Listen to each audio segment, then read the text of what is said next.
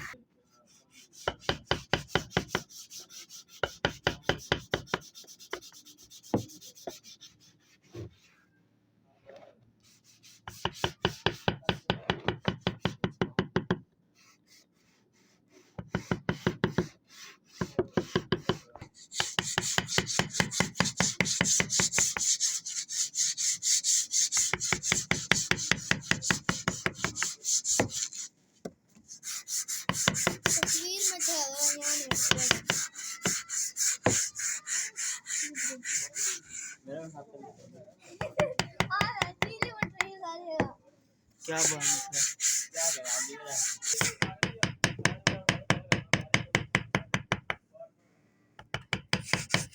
लाल cycle लगाने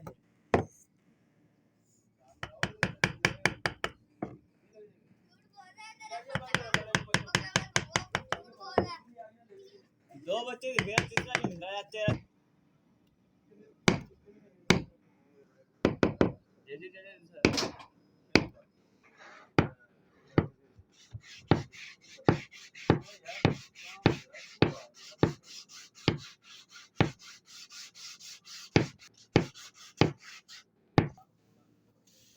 video खराब होने की टेंशन नहीं लेनी है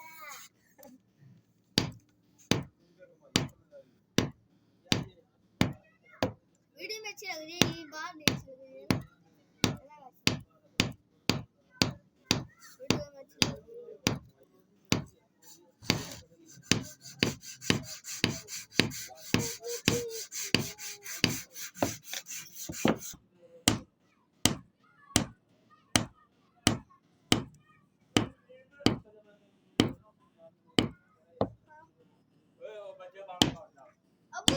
है दो बच्चे हाँ दो तो बंद कर तीसरा भी निकलेगा आ जाएगा हम खड़ा हो